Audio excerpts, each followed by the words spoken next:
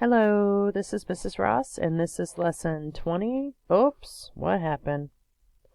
Lesson 20.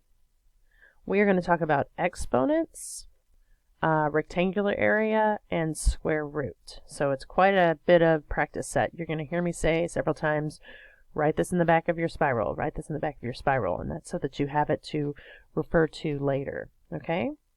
So let's get started. Use words to show how each exponential expression, an exponential expression is just something that has an exponent in it, and then write the value. So here I have 4 cubed, or 4 to the third power.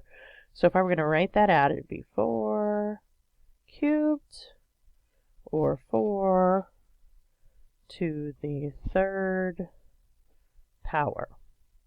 And what this tells me, this exponent tells me how many times I'm going to multiply 4 by itself. So this is 4 times 4 times 4. It's not 4 times 3. Okay? So 4 times 4 is 16. Times 4 is 64. So that's a 4.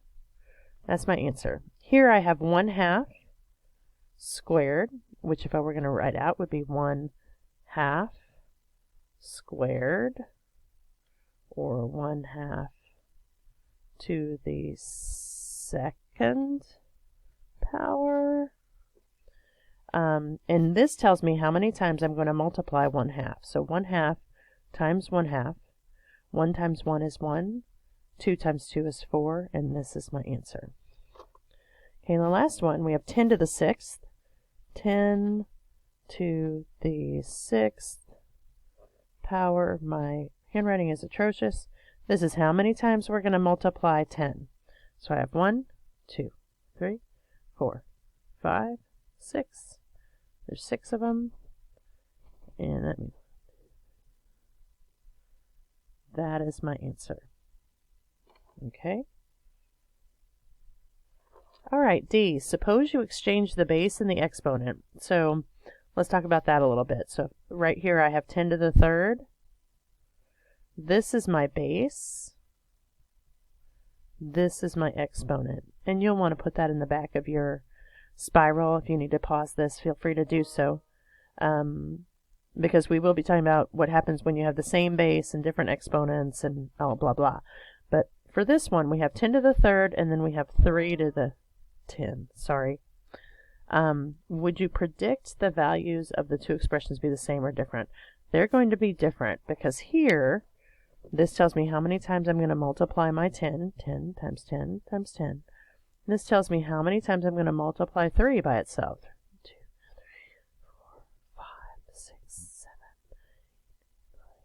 8, 9, 10. Okay, so this is 1,000, and this is... I'm going to use my handy dandy calculator. So 3 to the 10th, I get a bigger number. Let's see. So this, which is interesting, 5904. Okay, definitely different. All right, find the missing exponent. Okay, so what they're trying to show you in E and F is that when you have the same base and you're multiplying, you add your exponents. So this is actually going to be 2 to the 3 plus 2, which is 2 to the 5. Okay, and that's my missing number. So when you multiply terms with the same base, you add exponents. However, when you divide, you subtract. So this is going to be 2 to the 6 minus 2, which is 2 to the 4th. Okay. So when you divide terms with same base, you subtract exponents. Okay? Find each square root. Now there is a chart on the wall that shows you just your common square roots, like 100 and 400. I think it goes up to at least 20. But what I wanted to show you is what square root is. It's not division. But if you have 2 of the same thing in the house, you take 1 out. Okay? So the square root of 100 is 10. Here, if you have 2 of the same thing in the house, you take 1 out. Okay? Square root of 400 is 20. And here it gives me the two things, 15 times 15, because 15 squared, that tells me how many times to multiply that. So I have two of the same thing in the house. I take one out. Answer is 15. Okay. Area of a rectangle. Please write this in the back of your spiral. Area of a rectangle is length times width.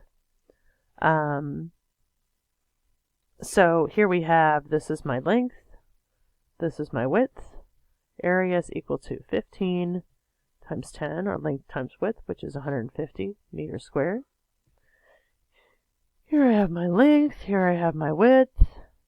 Area is equal to length times width, which is 2 times 5, 10 inches squared. And then finally down here, this is a square. You could say the area of a square is side squared, but it's still length times width. Okay, so area is equal to 4 times 4, which is 16 centimeters squared. All right, if the perimeter, so the perimeter is the measure around the outside. Write that down somewhere, please. In the back of your spiral would be good. Is 20 centimeters. What's its area? So what do we know about a square? We know that each one of these sides is the same. Okay? So what I'm going to have to do to find the area is equal to length times width, or side squared, is I'm going to have to find the side. So if the perimeter is 20, I know that side plus side plus side plus side is 20. And that's four sides is equal to 20. So I'm going to solve for that.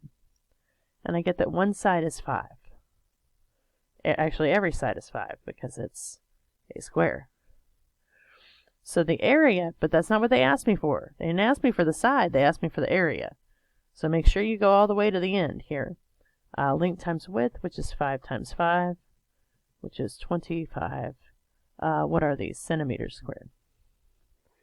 The area of a park that is 100 yards square. Square? 100 yards square? IDK, what that means. So if it's the same thing, perimeter is 100, that means my side's going to be 100 divided by 4, which is 25. So the area is length times width, 25 times 25, which is higher than I can count. I'm guessing this is what they want. It's kind of a confusing question. Yards squared? All right, last one. Write a squaring fact. This is something that Saxon likes you guys to do. And a square root fact illustrated by this 4x4 square. So what they want to see is they want to see 4 squared, and I know these are not all of the same. We're pretending. This is 4 times 4, which is 16. And then if we take the square root of 16, which is the square root of 4 times 4, we have 1 in the house. We take 1 out, we get 4.